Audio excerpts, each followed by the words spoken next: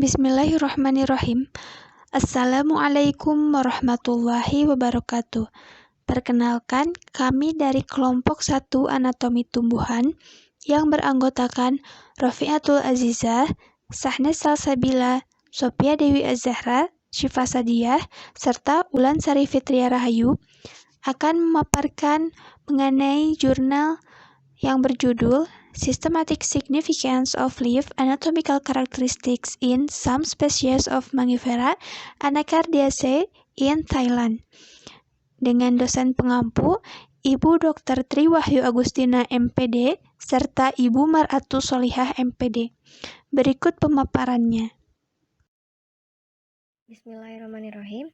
Assalamualaikum warahmatullahi wabarakatuh. Perkenalkan, nama saya Rofatul Azizah dengan NIM 1192060085. Izin untuk memaparkan materi Mangifera termasuk dalam Anacardiaceae. Ada sekitar 40 spesies di Asia tropis tersebar luas di seluruh wilayah tropis maupun subtropis. Mangifera adalah pohon yang saluran getahnya terdapat pada daun, batang, dan buah. Spesies Mangifera dieksploitasi dengan berbagai cara karena organnya dapat digunakan untuk nutrisi, etnomedicine, dan farmakologi.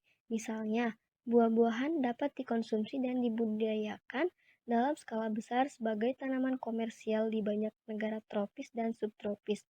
Karakteristik anatomi yang berguna untuk mengidentifikasi Mangifera adalah tipe stomata, lapisan sel hipodermal, bentuk margin daun, pelepah dan tangkai daun, bentuk untai, pembuluh darah, total visual count pembuluh, dan jumlah pembuluh darah kanal resin.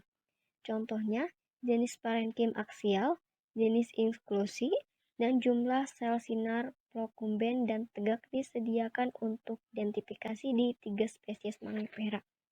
Adapun manfaat dari daun Mangifera. Daun Mangifera dapat digunakan untuk mengobati beberapa penyakit manusia, termasuk hiperdipsia, hemorhages, diarrea, bisul, dan varigopati. Asap dan abu daun gosong dimanfaatkan untuk pengobatan penyakit kulit kepala dan tenggorokan. Apalagi, ekstrak daunnya telah terbukti bermanfaat dalam pengembangan obat antidiabetik, antitetanus, dan antibakteri. Sekian yang bisa saya sampaikan. Terima kasih. Bahan yang digunakan yaitu berasal dari genus Mangifera dengan beberapa spesies, misalkan yaitu ada Mangifera calonera, Mangifera duprerena, dan Mangifera odorata. Lalu metode yang pertama yaitu ada filling dan clearing. Pada metode ini yaitu dengan mengupas bagian tengah lamina, lalu kulit epidermis diwarnai dengan safranin dan didehidrasi oleh etanol. Pada bagian ini, tengah lamina yang matang pada tepi daun, pelepah, dan daerah antara tepi daun dan pelepah akan dipilih dan kulit ari tersebut akan dikupas dengan pisau.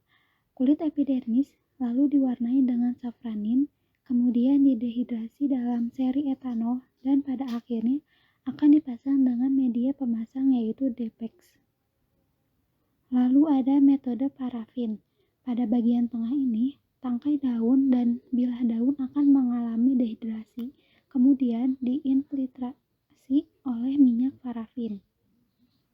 Pada metode ini, bagian tengah tangkai daun dan bilah daun yang dewasa merupakan tepi daun, pelepah, dan daerah antara tepi daun dan pelepah akan mengalami dehidrasi dalam seri kelas TBA atau butil alkohol tersier.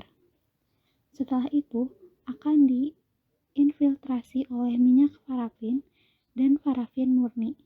Spesies yang sudah diinfiltrasi akan disusun dan ditanam serta dipotong dengan menggeser mikrotom dan kemudian diwarnai ganda dengan safranin dan hijau sebelum dipasang dengan media pemasangan Depex. Lalu yang terakhir yaitu ada dengan metode deskripsi dan konstruksi kunci. Dalam metode ini akan menentukan ciri-ciri anatomi yang diamati dengan mendeskripsikan dan dijadikan kunci untuk diidentifikasi spesiesnya.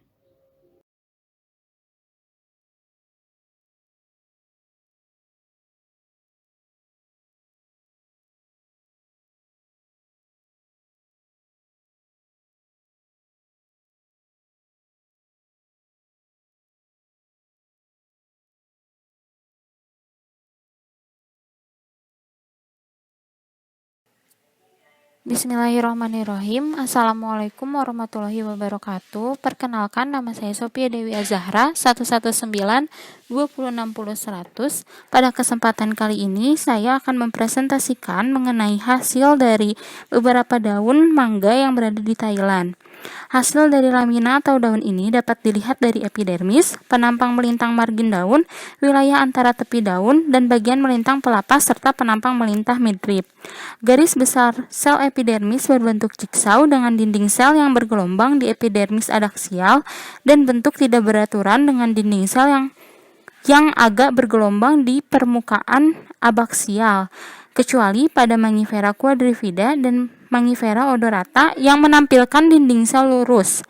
Amfistomatik daun ditemukan pada seluruh genus dan memiliki stomata siklositik dan stauriositik.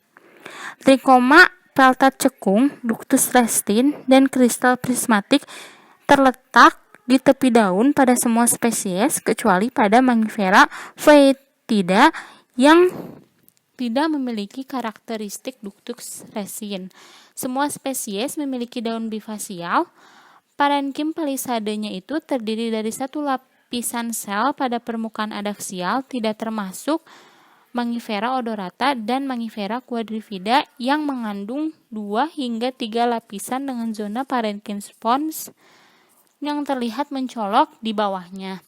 Parenkim dan sklereid berlubang di dalam jaringan dasar, muncul di bawah epidermis. Saluran resin terdapat di bagian luar floem dan jumlah saluran resinnya itu pada setiap spesies berbeda.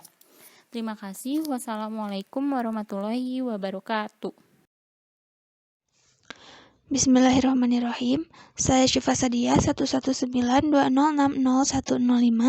akan melanjutkan pembahasan mengenai hasil dari jurnal ini, yaitu pada bagian tangkai daun. Pada gambar A dan B menunjukkan flanoconvex adaksial dari Mangifera odorata. Pada epidermis selapis di beberapa spesies, trikoma berbentuk velvet cekung ditunjukkan pada gambar C, kecuali pada spesies Mangifera pentandra. Pada banyak spesies lain Mangifera dupereana memiliki parenkim dan sklereid yang bercabang pada jaringan dasar, ditunjukkan oleh gambar D. Jaringan pembuluh darah berbentuk melingkar, namun tidak termasuk bentuk flanoconvex adaksial permukaan pada Mangifera odorata. Pada hasil jurnal ini, mereka mendemonstrasikan struktur kompleks dengan ujung distal seperti cincin tertutup dan dikelilingi inti dengan selingan bundel aksesori yang terdapat pada gambar A dan B, di mana kelompok serabut sebagai penutup atas floem. Gambar E menunjukkan kanal resin masuk ke floem, pembuluh darah, dan jaringan dasar tangkai daun. Beberapa spesies muncul sel mucilaginous dan inklusi coklat. Butir pati diilustrasikan dalam parenkim yang dapat dilihat pada gambar F, kecuali pada tangkai daun Mangifera dupereana dan Mangifera pentandra. Selanjutnya, poin diskusi, di mana para peneliti sebelumnya itu berpendapat mengenai data hasil pada penelitian ini. Diketahui, beberapa di antaranya data hasil pada penelitian ini berbeda dengan penelitian sebelumnya, yakni salah satunya yang pertama pada aspek tipe stomata. Menurut Norfa Izan Latif, umumnya tipe stomata pada setiap spesies ini berbeda, sedangkan yang dikatakan pada jurnal ini yakni spesies genus Mangifera ini bertipe stomata yang serupa, yakni tipe siklositik dan staurositik. Nah, sedangkan diketahui bahwa pada penelitian sebelumnya Mangifera indica ini bertipe stomata anomositik. Mangifera odorata, Mangifera pentandra, dan Mangifera quadrivida bertipe stomata adenositik. Hal ini menyatakan bahwa beberapa spesies pada genus Mangifera ini tidak dapat dikatakan serupa pada tipe stomatanya. Kemudian, pada bentuk margin daunnya, hanya Mangifera foetida, Mangifera indica, dan Mangifera pentandra yang sesuai dengan studi sebelumnya. Sedangkan pada aspek lapisan hipodermal, hanya Mangifera foetida yang tidak sesuai. Selain itu, dari aspek karakteristik pada pelepah daun pun, pada setiap spesies pun berbeda. Dan hal inilah yang menjadi bahan perbincangan di antara para peneliti, karena hasil penelitiannya yang banyak di antaranya berbeda dengan hasil penelitian sebelumnya. Selanjutnya, kesimpulan dari jurnal ini yakni pada umumnya pengklasifikasian genus Mangifera ini didasarkan pada struktur, morfologi, dan anatominya. Adapun dapat disimpulkan bahwa karakteristik yang serupa dari berbagai spesies Mangifera ini diantaranya yang pertama dari aspek stomata, di mana berbagai spesies genus Mangifera ini bertipe stomata siklositik dan staurositik, di permukaan ada aksial dan abaksial. Kemudian daunnya yang bertipe amfistomatik, dinding sel yang bergelombang, dan terdapat trikoma peltet pada lamina, pelepah dan tepi daun, serta pelepah dan tangkai daunnya pun berserat, dan terdapat saluran resin dan sel mucilaginous pada epidermis dan pelepah daun. Selain itu adanya kristal prismatik di mesofil, pelepah, dan tangkai daun. Namun, dari berbagai data yang telah didapatkan dan adanya berbagai sanggahan dari para peneliti sebelumnya, sehingga hasil penelitian ini masih harus dilakukan pengamatan yang lebih mendalam.